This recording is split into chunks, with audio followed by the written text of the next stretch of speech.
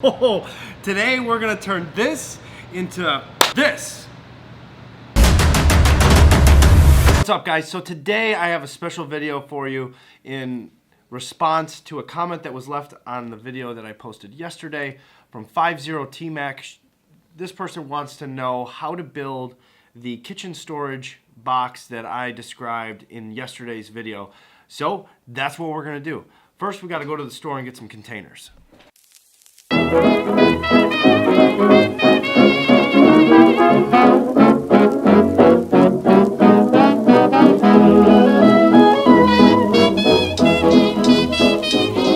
Alright, so one of the things about this container thing that we're going to make today is that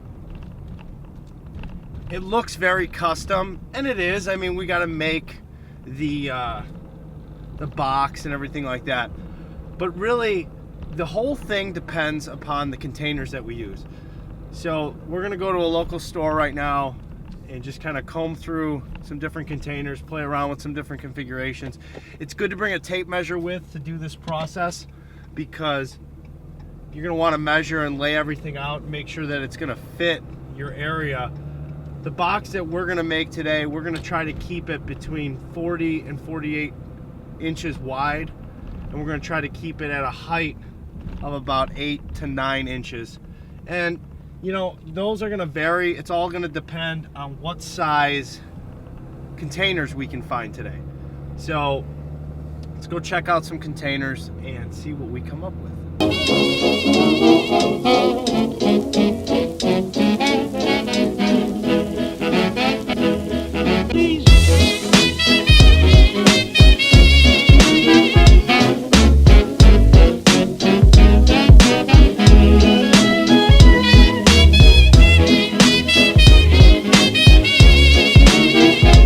So now we need to find where they keep all the containers.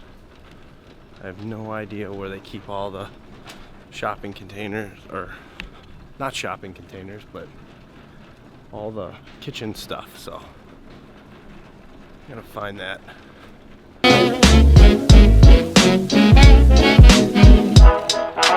Hey, do you know where the like little containers, like storage containers for like kitchen dry goods and stuff like that?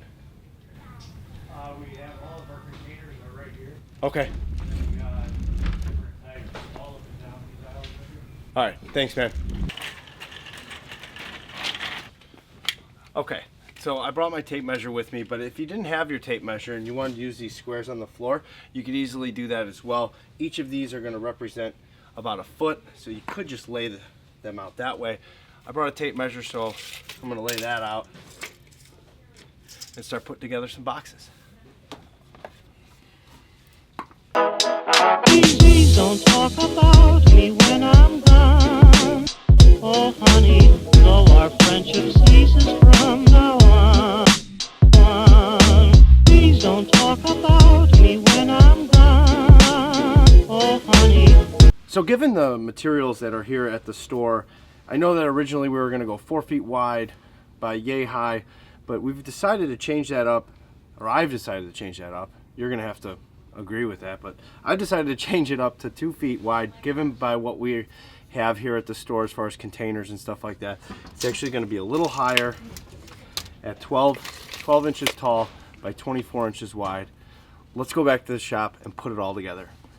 So I'm back here at the shop and I've got my containers, and what I did is I put some paper inside here so that you can see exactly what's going on, so you can really see the containers this way. And what we're gonna do is you just gotta play around with some different sizes and see what's gonna work as far as what's gonna fit together. And then from there, you start to create your box. In our case, I think this is what we're gonna go off of, is this right here. And then from here, you gotta take some measurements. So take your tape measure, and you pretty much want the sides to be exact. In our cases, this is like 24 and 5/16. So we're gonna make it 24 and 3/8. Give it a little bit of room on the sides. Now these are interior dimensions, so make sure you when you draw this out, you know, you want to make sure even if you don't have the best 3D drawing, you want to try to get as much 3D out of it as you can, so that way you can easily draw your dimensions one time. So in our case, we're going to go 24 3/8, and that's our width. And then on our height, you want to make sure that you can get your fingers inside there.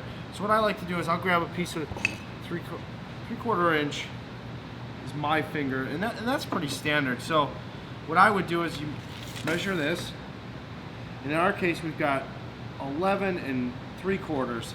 So we're going to add 3/4 to that. So we're going to make it 12.5. That way on the top you can get your fingers in there and pull these out as you need to. So 12.5. And then for our depth, again, I like to make this pretty exact. So in our case we're going to go 4 1/8.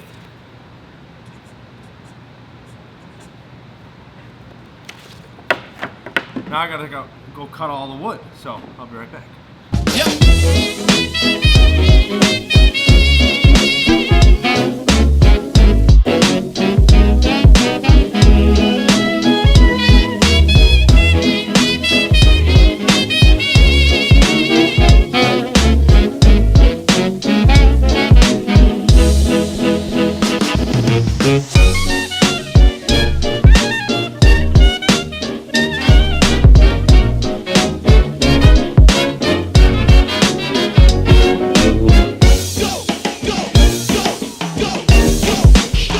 My sides, and let's get them nailed together. I'm going to move this stuff out of the way.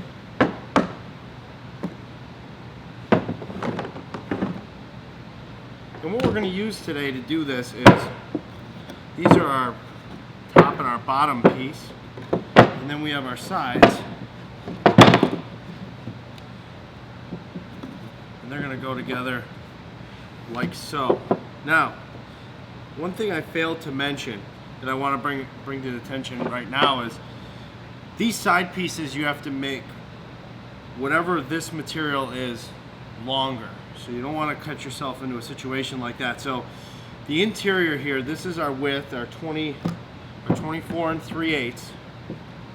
Because I used 3/4 inch material, I needed to add 1.5 inches worth of material to the top and to the sides, so the top and the bottom could catch and keep it all nice and square.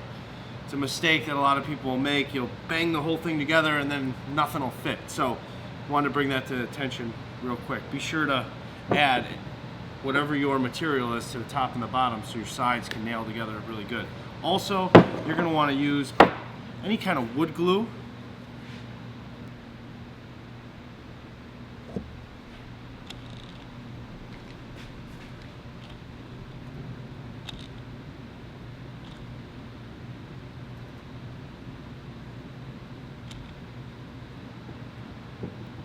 Okay. After you've done that, you want to nail it together. So what I do is I'll just roll these sides up just like that. I will shoot the whole thing together, making sure that our edges are nice and flush.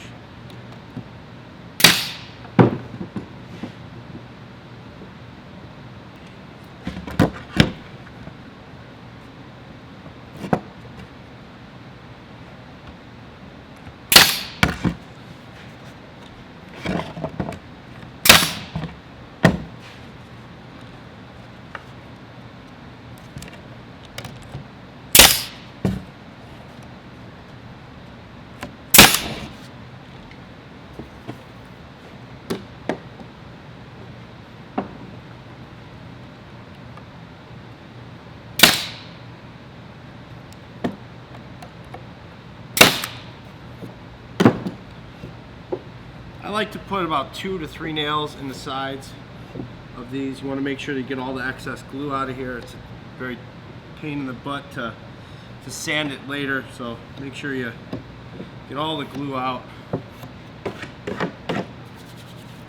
Okay, we'll stand it up, and then I'll put a couple more nails in just down the center.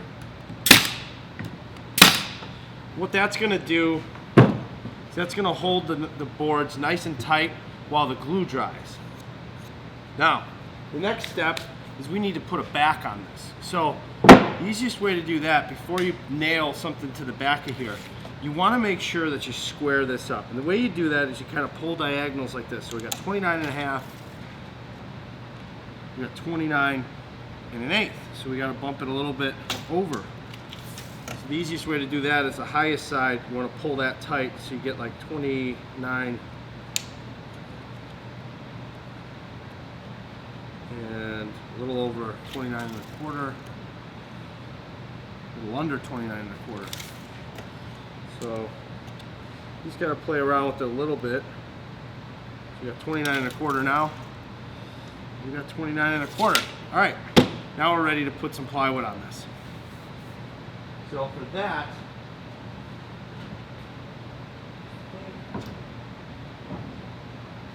let's find some material.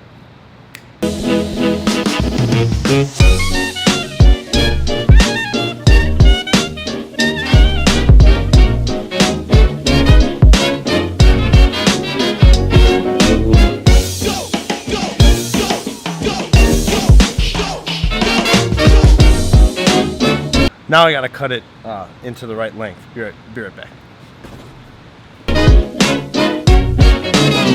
This cut is fresh.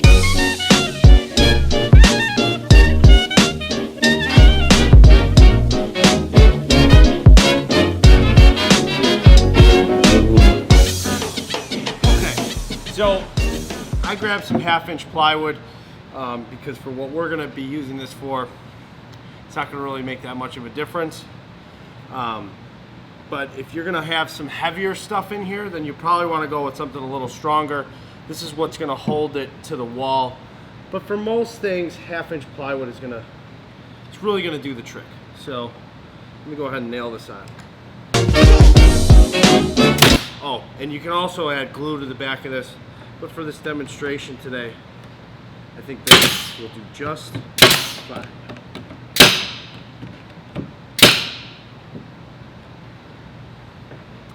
Before you nail the rest of it together, it's always a good idea to check that squareness again and make sure that it's correct. So what I'll do is I'll nail the bottom half of this, and then I'll hang this over the table so that I can get the nail gun in there, and then I'll just check my square again. This way the plywood is it's a nice piece to grab on to hold it nice and straight. So right now we're a little 29.25 heavy that way.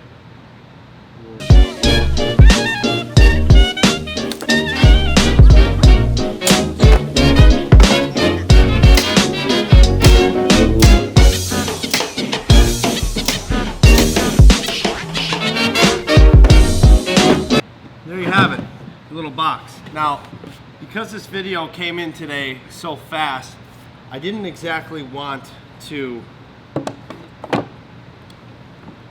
paint it. I would strongly recommend painting this ugly thing, you know, something a different color. But for today's demonstration, because I want to get this video up on YouTube for you guys to take a better look at it, I thought, well, let's just get them inside the case. And there you have it. Your very own kitchen organization display case thingamabobber that I like to call a tiny spice rack, a large spice rack. You call it whatever you want, but the bottom line is this is not that bad. Well, listen, I hope you've enjoyed today's video. Please like, comment, and share this video. And if you haven't subscribed to this channel, I don't know what you're waiting for. Hit the button on the bottom, and I'll see you tomorrow.